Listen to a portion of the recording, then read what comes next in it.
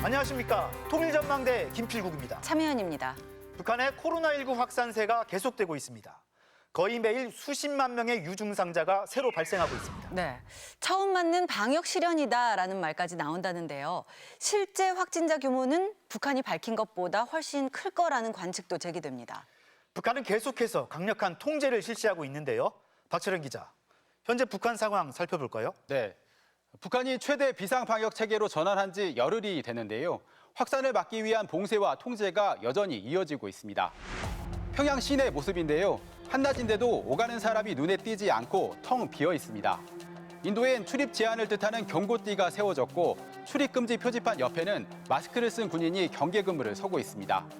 가끔 오가는 사람들은 방호복을 입은 의료진뿐이고 강원도 원산 등 다른 도시도 인적을 찾아볼 수 없긴 마찬가지입니다. 네, 도시를 완전 봉쇄한 것 같군요. 네, 지역별로 또 생산 생활 단위별로 격폐하는 조치를 이어가고 있는데요. 이 때문에 지역마다 생필품 전달을 담당하는 별도의 봉사대도 있다고 합니다. 동별로 100명 정도 봉사대를 조직해가지고 주민들이 요구하는 식량, 남새, 땔감을 비롯한 물품들을 전진 공급하고 있습니다. 또 약국은 24시간 운영하며 집까지 약을 배달해주기도 합니다. 주민들의 이동이 제한된 조건에서 우리가 약을 준비해가지고 이동 봉사를 나가서 주민들에게 약을 공급해주는 방법으로도 봉사를 진행하고 있습니다. 네, 그런데 북한 의약품 상황 녹록지가 않죠. 국경 봉쇄 장기화 등으로 아주 부족한 상태고요. 일각에선 의약품을 사재기하거나 빼돌리는 비리가 발생하는 게 아니냐는 관측도 나옵니다. 의약품 취급 및 판매에서 나타나고 있는 여러 가지 부정적 현상들을 바로잡지 못하고 있는 데 대하여 질책하셨습니다. 김정은 위원장은 인민군 의무부대에게 의약품 공급을 바로잡으라는 명령을 하달하기도 했습니다. 사랑의 불사약들이 시민들에게 더 빨리 더 정확히 가닿도록 하려는 열의를 안고 현지에 도착한 전투원들은 의약품 공급 사업에 전격 진입했습니다. 지난 16일엔 국경 봉쇄 후 처음으로 북한 고려항공 비행기 3대가 중국 선양에서 대량의 의약품을 싣고 간 것으로 전해졌습니다. 북한이 밝힌 유증상자, 평양에서 많이 나오나 봐요. 네, 누적 발열 환자 수가 200만 명을 훌쩍 넘었는데 지역별로는 평양이 압도적으로 높습니다. 지난달 평양에서 열렸던 잇따른 대형 행사와 무관치 않아 보이는데요. 우리 정부 당국도 지난 4월 말 열린 열병식 등을 북한 코로나 확산의 주 원인으로 추정하고 있습니다. 네, 코로나 발생 초기 위기 대응을 잘 못했다는 질책도 있었다면서요. 네, 김 위원장은 초기 위기 대응에 미숙했다면서 강하게 질타했는데요. 국가 지도 간부들의 비적극적인 태도와 해이성, 비활동성은 우리 사업의 허점과 공간을 그대로 노출시키고 정세의 엄중성을 인식하고 준비 부족과 자의적 행동에 대한 방치를 허용하지 말아야 한다고 지시했습니다. 다음 달 예고된 당 전원회의 등을 계기로 간부들에 대한 대대적인 문책 인사가 이루어질 가능성도 있어 보입니다. 네. 그리고 지금은 농번기잖아요. 네. 코로나 확산이 가뜩이나 심각한 북한의 식량난, 경제난을 더 악화시킬 거란 우려도 나옵니다. 네, 주민들 불안도 클 텐데요. 그래서인지 북한은 주요 경제 현장이 차질 없이 돌아가고 있다는 걸 강조하는 것 같습니다. 네, 코로나 발생 초기 위험성을 각인시키는 데 주력했던 것과 달리 최근에는 북한 매체 보도 방향도 좀 달라졌는데요. 완치된 주민들 인터뷰를 소개하며 증상이 심각하지 않다는 점도 강조합니다. 처음에 아들이 앓고 그다음 처하고 딸이 앓고 보다 뭐한 열흘 만에 다 완쾌되지 않았습니까? 의사 권고 내리고 딱 들어가지고 그다음에 이렇게 치료 정확히 약속이니까 별거 아닙니다. 다 깨끗이 낫고 이제는 아무렇지도 않습니다. 한때 마스크를 겹쳐 쓰기도 했던 김정은 위원장도 지난 17일 회의에선 마스크를 쓰지 않은 채 등장해 여유로운 모습을 보이기도 했는데요. 상황 통제에 대한 자신감을 보여주면서 주민 불안을 불식시키려는 의도로 보입니다. 텅 빈 도심과는 다르게 생산 현장은 계속 돌아가고 있나 봅니다. 네, 봄가뭄이 비상인 농촌에선 농민뿐 아니라 각계 근로자와 당 간부들까지 물뿌리기에 동원되고 있습니다. 가뭄을 극복하기 위한 사업에 사회안전성 일꾼들도 달려나와서 새벽부터 밤늦게까지 함께 일하니 정말 힘이 됩니다. 곳곳에서 모내기도 이어지고 또 북한 최대 감자산지인 양강도는 요즘 감자 심기로 분주합니다. 농업근로자들은 감자 심기를 제철의 질적으로 끝내기 위해서 집단적 혁신으로 매일 계획을 어김없이 수행해 나가고 있습니다. 북한은 방역 위기만큼이나 식량난 극복에도 힘을 쏟고 있는데요. 김 위원장이 내놓은 상비약품이 주요 곡창지대인 황해남도에 우선 공급된 것도 같은 맥락에서 이해할 수 있겠습니다. 다른 부문 상황은 어떻습니까? 북한 매체들은 전기, 석탄, 화학공업은 물론 각종 경공업 현장도 차질 없이 생산 활동에 나서고 있고 방역 형세가 아무리 엄혹하다고 하여도 학습장 생산을 일별, 월별, 주별로 어김없이 집행하고 있습니다. 의료기를 생산하는 공장에서도 생산량 증대 전투를 벌이고 있다고 전합니다. 내부 동요를 막기 위한 조치의 일환이라고 볼 수도 있겠죠. 통상 오후 3시부터 방송을 시작하던 조선중앙TV는 이번 주부터 오전 9시에 시작해 코로나 관련 속보를 전하고 있는데요.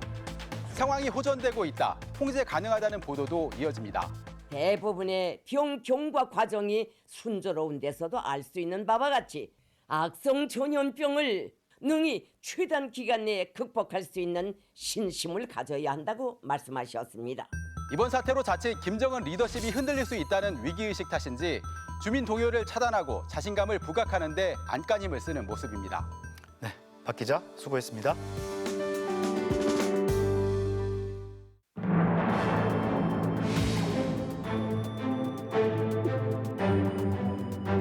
코로나 환자가 나온 후 북한 방역 당국도 매일 브리핑을 하는데요.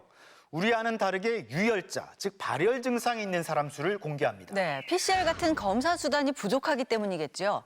확진자 수도 정확히 집계하기 어려운 게 현재 북한의 사정인 것 같습니다. 그렇다면 실제 감염자 숫자는 얼마나 될지, 사망자 통계는 믿을 만한지, 또 의료 형편은 어떤지 궁금한데요. 김세로 기자가 살펴봤습니다. 새로 발생한 유혈자 수는 23만 2,882명이고 북한은 PCR이나 신속 항원 검사를 통해 엄격하게 확진자를 가려내는 대신 유혈자, 즉 발열 증상이 있는 의심 환자 수를 공개합니다.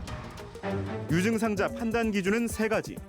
임상 증상, 발열 등의 증상이 있거나 역학관계, 환자와 접촉했거나 PCR 검사, 이 3가지 지표 가운데 하나만 해당하면 코로나 감염자로 판단하고 있습니다. 당연히 이제 우리는 그 마지막 것만 코로나 환자라고 그러잖아요. 근데 그게 없으니까 손 놓고 있을 수는 없으니까 지금은 3가지 기준을 다 적용하고 있는 거죠. 북한의 하루 PCR 검사 처리 능력은 120건 정도. 엄밀한 확진자 검사 자체가 불가능한 겁니다. 현 상황에서 감염자를 가려내는 최선의 시도로 보이지만 의료 전문가들은 실제 감염자는 그보다 2배 반에서 5배까지 많을 수 있다고 우려합니다. 20에서 40% 정도는 무증상 감염, 그러니까 정말 끝까지 아무 증상 없이 지나간다고 하거든요. 게다가 이건 열 나는 환자만 안 나는 사람까지 따지면 더 훨씬 많을 거예요. 반대로 실제 코로나 확진자 숫자는 더 적을 거라는 분석도 있습니다. 우리 정보당국은 코로나가 아닌 장티푸스나 백일해, 홍역 같은 일반 전염병 환자까지 통계에 포함된 것 같다고 밝혔습니다. 발열자 통계치 이거 안에는 상당수의 코로나 아닌 발열, 수인성 전염병 숫자가 포함되어 있다고 봐야 된다. 지난 19일 기준 북한이 공개한 누적 환자 수는 224만 명. 이 가운데 사망자는 65명, 치명률은 0.003% 수준입니다. 백신을 전혀 접종하지 않은 북한의 치명률이 대부분이 백신을 맞은 우리의 40분의 1도 안 된다는 겁니다. 전문가들은 실제 사망자는 그보다 훨씬 더 많을 수 있다고 입을 모읍니다. 산 사람에 대한 검사도 제대로 못하는 상황이다 보니 사망자에 대한 정확한 사인 분석까지 할 여력도 의지도 부족할 수밖에 없습니다. 80대 넘으신 어르신이 갑자기 상태가 나빠서 돌아가셨다 그러면 이게 코로나로 볼 거냐 말 거냐를 판단할 수 있는 근거가 없는 거예요. 부검을 많이 하고 PCR 검사를 하면 사망자 수는 늘어날 건데 죽은 사람을 PCR 검사하거나 이러질 않을 거잖아요. 기계도 없으니까. 북한이 공개한 사망자 분포를 보면 61살 이상 고령층이 가장 많지만 10살 미만이 16%로 다른 나라에 비해 유독 어린이 사망자가 많습니다. 영양 상태가 좋지 않은 상황에서 해열제나 수액 등 기초의약품도 없어 치료도 받지 못한 채 숨졌을 가능성이 제기됩니다. 국정원은 장티푸스 등 수인성 전염병으로 사망한 어린이들도 적지 않을 것으로 보고 있습니다. 북한이 공개한 사인 가운데 가장 큰 비중을 차지하는 건 약물 부작용입니다. 이약 주형 망탕 쓰면서 짧은 기간에 여러 번 쓰면 그 원래서 오히려 병화가 나빠지는 이 현상도 있습니다. 약물 과다 복용, 오용 외에 장마당에서 알 수 없는 경로로 들여온 가짜 약이나 검증 안 된 유사 약품 때문이라는 분석도 있습니다. 제약 시설이나 제약 공장들이 가동이 멈춘 지 오래됐어요. 검증 단계를 거치지 않은 반제품상의 약품이 이제 그 시중에 많이 떠돈다는 거죠. 북한 텔레비전은 약물 치료는 의사의 지도를 받고 해열제나 항생제를 자의적으로 복용하지 말라면서 구체적인 복용법을 홍보하고 있습니다. 이 파라세타몰 알약은 500mg씩 쓰는데 이렇게 250mg인 경우에는 이 두 알씩 하루 2-3번 열이 내릴 때까지 써야 됩니다. 특히 어린이들이 약물 부작용에 더욱 취약하다고 강조합니다. 정보 당국은 북한의 코로나 상황이 5월 말에서 6월 초쯤 정점을 이룰 걸로 보고 있습니다. 하지만 북한이 강도 높은 전면 봉쇄, 락다운 대신 농업, 건설 등 생산 현장은 정상 가동하다 보니 지역이나 직장 내 감염이 계속되고 있습니다. 지역별로 봉쇄가 되고 단위별로 격폐돼서 사업하고 생활하고 있는 조건에서 이 지역 안에서 단위 내에서 이 전염병이 전파가 군절되지 않고 계속 확산되고 있다는 걸 지금 보여주고 있습니다. 당장 환자 급증세를 멈춘다 하더라도 집단 면역을 달성하려면 백신이 필수적입니다. 점을 찍고 내려오려면 70-80%가 면역을 획득해야 되잖아요. 걸려서 획득하려면 많은 사망자가 발생하니까 백신을 통한 그 면역성 확보가 1순위가 되는 거고요. 북한은 한미 양국의 백신 지원 제의에 대해 반응을 보이지 않고 있습니다. 하지만 그동안 백신 도입에 부정적이던 북한이 이번 사태를 계기로 백신 효과를 인정하는 방향으로 태도 변화를 보이는 점이 주목됩니다. 5월 17일 노동신문이 보도한 건데 백신 접종도 효과가 있다. 코로나를 막는 데 효과가 있다. 이런 보도가 있어서 어쨌든 백신에 대한 북한의 태도가 이 기점부터 좀 바뀌기 시작한 것 같다. 당장 필요한 진단 장비나 보호 장구, 해열제 등 의약품은 최근 중국에서 들여왔고 러시아에도 지원을 요청한 걸로 알려졌습니다. 국정원은 북한이 한국과 미국의 지원을 받더라도 가장 마지막에 받으려 할 거라고 전망했습니다. 북한이 중국으로부터 당장 필요한 의약품들을 지원받고 있고 북한 내부의 오미크론 확산 상황이 통제 가능하다고 보고 있기 때문에 남측의 의료 지원을 수용할 가능성은 현재로서는 낮아 보입니다. 다만 국내 민간단체가 국제기구나 제3국을 우회해 지원하는 의약품은 비공개를 전제로 받을 수 있을 것으로 보입니다. 통일전망대 김세로입니다.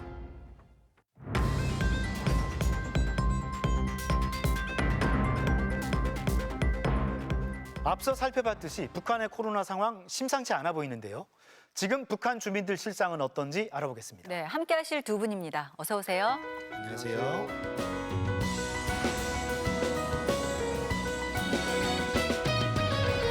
네, 조충희 선생님은 아직 북한에 가족과 지인분들이 있잖아요. 걱정 많으시죠? 네, 동생들도 있고 또 조카들도 있고 친척들도 있는데 아직은 이제 괜찮다고 합니다. 이런 일이 일어나면 부족한 게 정말 많거든요. 뭐 약품이라든지 이런 것들이 지방에 사는 사람들 같은 경우에는 많이 힘든데 더 걱정스럽습니다.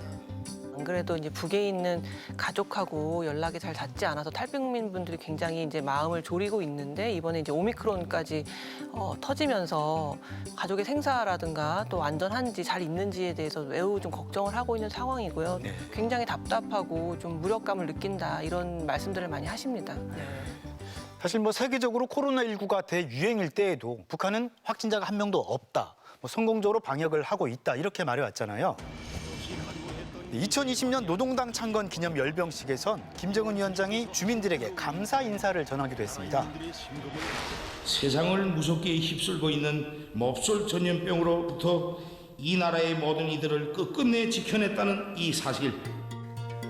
그런가 하면 남한을 비롯한 세계 각국의 상황은 더욱 악화되고 있다고 중계했습니다. 또한 매일 300여 명의 사망자가 발생하고 있다고 합니다. 네, 이런 보도를 접한 북한 주민들 입장에선 다른 나라는 난리가 났는데 북한은 뭐 청정구역이구나 이렇게 생각을 했을 법한데요. 그랬을 것 같아요. 북한은 정보 접근권이 굉장히 제한되거든요. 그런데 정보 접근이 이렇게 차단될 경우에 문제가 뭐냐면 위기가 발생했을 때 그 대응 역량이 현저하게 떨어지게 되거든요. 그런데 갑자기 지금 의심 환자가 35만 명, 몇십만 명이 나온다고 하니까 약간 패닉 상태에 빠지지 않았을까 그런 생각이 듭니다. 네. 우리나라에서 국가 방역 사업이 최대 비상 방역 체계로 이행됐습니다. 그래서 이렇게 상황이 바뀐 거잖아요. 굉장히 혼란스러울 것 같습니다. 하루에도 몇 명씩 죽어나가고 하는 상황이 이제 나한테 닥치고 나도 언제 죽을지 모르지 않냐 이런 생각을 하게 되니까 일단은 뭐 정부 쪽에서는 뭐 침착하게 안전하게 뭐 대처를 하라 이렇게 이야기는 하고 있지만 그건 이제 그냥 하는 소리고 실제 나한테 이거 닥쳐왔을 때 내가 얼마나 힘들까 뭐 이런 걱정도 하고 또 주변 사람들이 계속 이제 발병이 되니까 굉장히 이제 불안스러워하고 있습니다. 네. 그래서인지 북한 TV에서는 주민들을 안심시키려는 노력도 엿보입니다. 방송원이 약을 손에 들고 사용법을 구체적으로 설명하기도 합니다. 이 파라세타몰 알약은 500mg씩 쓰는데 하루 2-3번 열이 내릴 때까지 써야 됩니다. 코로나에 대한 북한의 경각심을 보여주는 사례가 몇 번 있었죠. 그때마다 북한이 선택한 방법은 철저한 봉쇄였습니다. 2020년 7월 한 탈북민이 개성으로 다시 입국한 사건이 있었는데요. 당시 북한은 개성시를 아예 봉쇄하는 결정을 내렸습니다. 개성시를 완전 봉쇄하고 구역별, 지역별로 격퇴시키는 선제적인 대책을 취한 데 대하여 말씀하셨습니다. 북한에서 도시 전체를 저렇게 봉쇄하면 그 안에 주민들은 어떻게 되는 건가요? 물자 자체가 오고 갈 수가 없기 때문에 당장 이제 민생이 파탄이 나고 생활고가 이제 발생을 하게 되기 때문에 그때 이제 당에서 생활용품이라던가 아니면 먹을 거라던가 식량 이런 것들을 실은 기차를 개성으로 들여보냈습니다. 봉쇄된 개성시의 인민생활 안정을 위해서 많은 식량과 생활 보장금을 특별 지원하는 크나큰 은총을 베풀었습니다. 북한 돈 8,000원 정도의 이제 크지는 않은 돈입니다만 그래도 이제 어른 한 명당 그 정도의 돈을 지원해서 당에서 이 상황에 대해서 좀 배려하고 있다라는 그런 조치를 취한 적이 있습니다. 네. 북한은 이제 전기 잘 안 오니까 TV도 잘 못 보고 저녁 같은 거는 새까만 데서 혼자서 이제 덕방에서 격리당하면 엄청 무서울 거예요. 이제 하루 이틀 지나가면 먹을 게 일단은 떨어지거든요.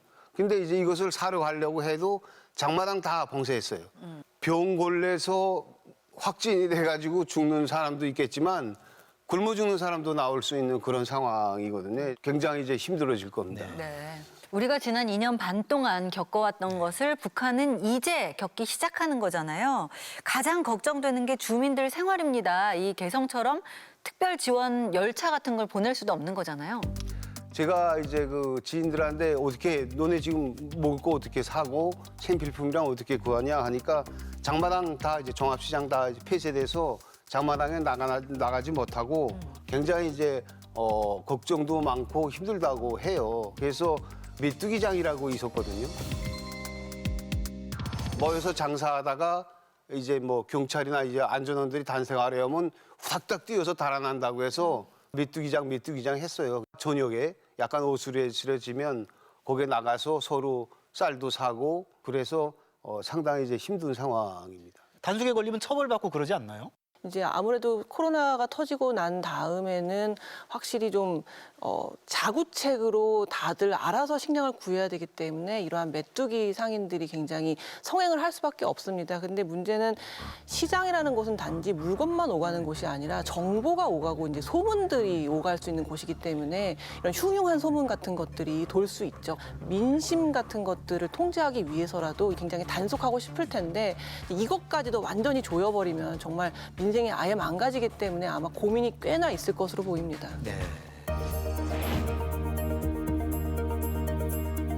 네, 북한 조선중앙TV는 지난 2년 반 동안 거의 하루도 빠짐없이 세계 각국의 코로나 상황을 보도했었는데요.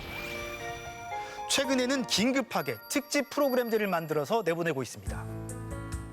유혈자들은 자택격리 시 이열성 전염병에 대해 잘 알고 치료 대책을 세워야 합니다. 네, 북한 방송에서는 발열자라는 말 대신 유혈자라는 말을 많이 들을 수 있네요. 유열자라는 거는 말 그대로 열이 있는 사람이죠. 이제 북에서는 그러한 진단 키트가 부족하기 때문에 그냥 증상이 있는 사람, 열이 있는 사람을 일단은 의심 환자라고 이제 간주하고 그것을 추산해서 이제 유열자가 몇 명이다라고 이제 추산을 하고 있는 것 같고요. 또 완치라는 것도 정말로 그냥 그 증상이 사라진 사람들은 완치라고 간주한다. 그러니까 굉장히 주먹구구식으로 모든 통계 같은 것들이 집계되고 있는 상황이라고 보실 수 있겠죠. 중상으로 판단을 하다 보니까 혼란스럽죠. 이전에는 뭐 열 한 번도 안 나다가 이번에 처음 열 나는 것도 아니고 또 북한 같은 경우는 그 주변에 먼지가 많아서 기침 정말 자주 하거든요. 엄청나게 이제 기침하는데 재작년이나 작년 때는 이걸 이제 더혹기성 질병 또는 이제 급성 폐렴이라고 했거든요. 지금은 또 코로나냐 이렇게 이제 이야기를 하고 있다고 합니다.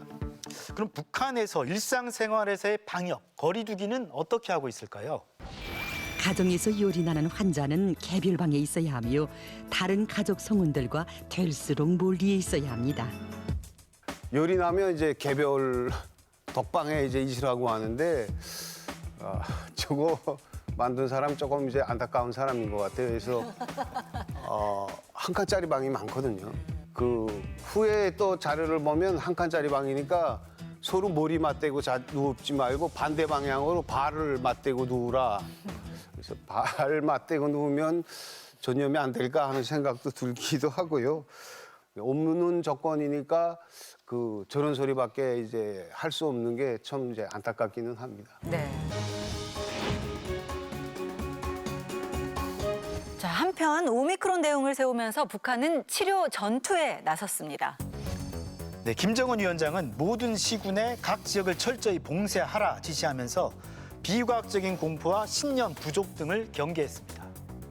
과학적이며 집중적인 검사와 치료 전투를 시급히 조직 전개할 필요성에 대하여 강조하시면서 아이러니한 게 그 대응 자체는 비과학적인 부분이 있거든요. 근데 제 생각에는 이제 이런 질병이라는 건 공포를 낳거든요. 이성적이고 합리적으로 판단을 하지 못하게 됩니다. 그러면 그 불안을 결국 당국에 투영할 수밖에 없죠. 그럼 계속 이제 당국에 대한 불만 같은 것들이 높아지고 사회적인 분열이 일어나다 보니까 대응 자체는 과학적으로 하지 못하고 있음에도 불구하고 이제 주민들에게는 과학적이고 이성적으로 판단하라라고 지금 계속해서 강조를 하고 있는 것 같습니다.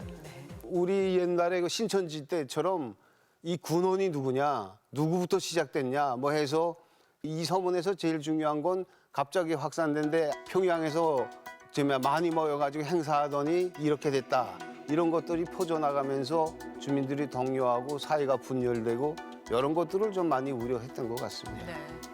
경제 사회적 여건 때문에 대책이 보이지 않는 북한, 좀 답답할 것 같습니다. 북한에서도 전염병, 이런 전염병을 겪어보고 한국에 와서 또 이번에 겪으면서 정말 인권적으로 굉장히 이제 존중을 받느나 하면서 굉장히 부러웠습니다. 사실 뭐 북한에서 태어났다는 이유로 저렇게 이제 방치되고 있다고 생각을 하니까 또 이제 제가 동생들도 아직 북한에 있는 상황을 놓고 봤을 때 참 이제 안타깝습니다. 그래서 여러 가지 이제 다양한 대책을 세워야 되지 않나 그런 생각이 듭니다. 사실 북한 정권이 잘못하고 있지만 그 피해는 다 북한 주민이 받고 있는 거기 때문에 적어도 이제 북한에 이런 어려움이 닥쳤을 때 지원하는 것만큼은 정치적인 고려 없이 좀 이루어져야 될 것 같고요. 또 북한도 정치적인 고려 없이 국제사회가 도와줄 때 그걸 좀 적극적으로 수용하는 모습도 보여줬으면 좋겠습니다. 네. 전 세계가 겪었던 어려운 과정을 이제부터 겪어야 하는 북한 사회와 북한 주민들 안타깝습니다. 네, 다음 주에는 북한의 감염병 대책, 강력한 통제와 방역에 대해서 더 알아보겠습니다. 오늘 도움 말씀 고맙습니다. 감사합니다.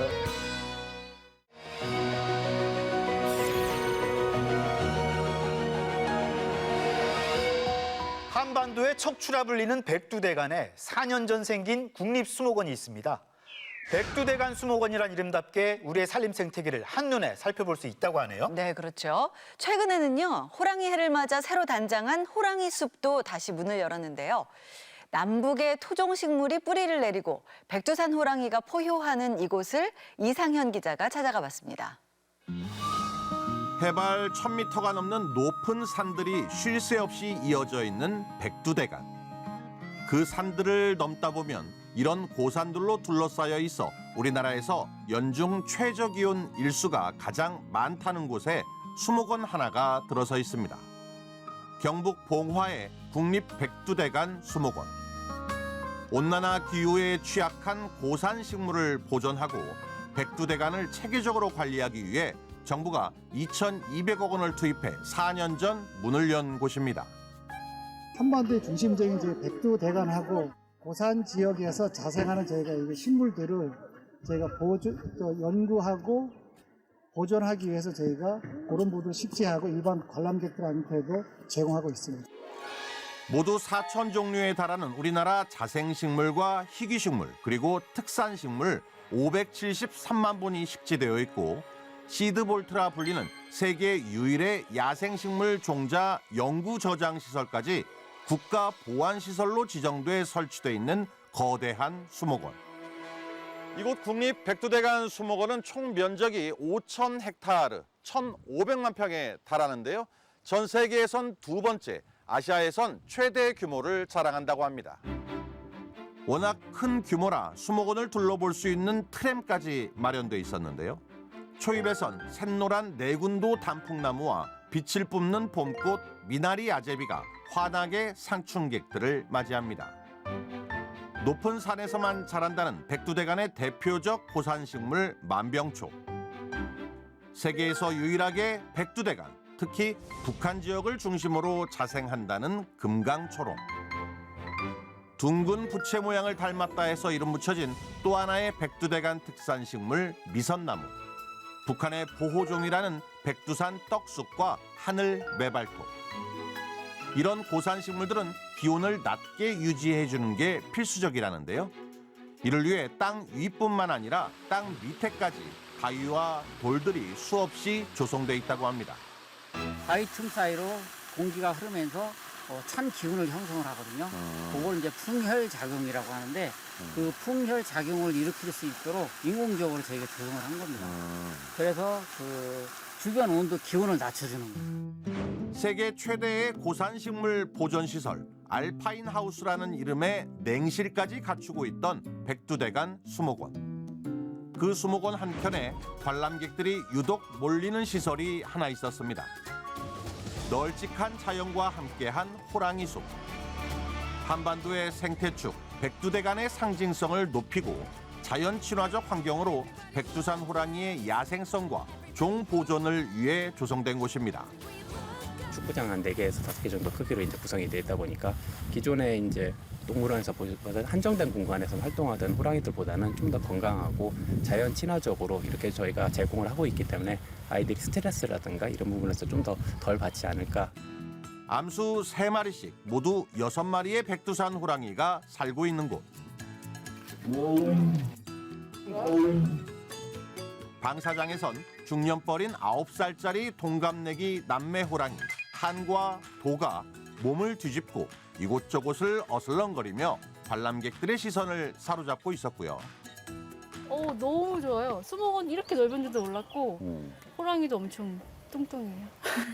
아, 뚱뚱해요? 네, 그러니까 그만큼 환경이 좋으니까 애들이 잘 살고 있는 것 같아서 다른 동물원 가면 애들이 좀 말라서 보기 안쓰러웠는데 여기 애들은 엄청 뚱뚱해서. 방사장 뒤편 사육장 잔디밭에선 할머니 뻘인 17살의 암컷 호랑이 한청, 그리고 12살의 수컷 호랑이 우리가 따사로운 햇살을 즐기며 편안한 한때를 보내고 있었습니다. 대구도 달성공원에 가면 호랑이 있는데 그래도 또 이제 여기는 또 공기도 맑고 또 힐링 겸 해가지고 그러니까 왔습니다. 지난해 말 에버랜드에서 이곳으로 둥지를 옮겨온 2살배기 어린 남매 호랑이 태범이와 무궁이는 사육장 안에서 휴식을 취하고 있었는데요. 찬란한 5월, 가족끼리, 친구끼리, 연인끼리, 봄나들이 나온 시민들에겐 싱그러운 날씨만큼이나 소중한 추억이 새겨진 뜻깊은 공간이었습니다. 작년에 한번 왔는데 또 어떨까 싶어서 또 와봤어요. 애들 호랑이도 보여주고. 그때 호랑이가 잤잖아. 잠만 잤지. 그치? 아, 잠만 잤는데 오늘은 호랑이 자. 호랑이 자. 어린이들을 위한 여러 가지 체험 프로그램과 전시 공간도 갖추고 있던 백두대간의 수목원. 남북을 잇는 그 한반도의 중심축 백두대간에서 남북의 토종식물들은 그렇게 꿋꿋이 뿌리를 내리고 있고 그곳에서 한민족의 표상 백두산 호랑이도 힘차게 포효하고 있었습니다. 통일전망대 이상현입니다.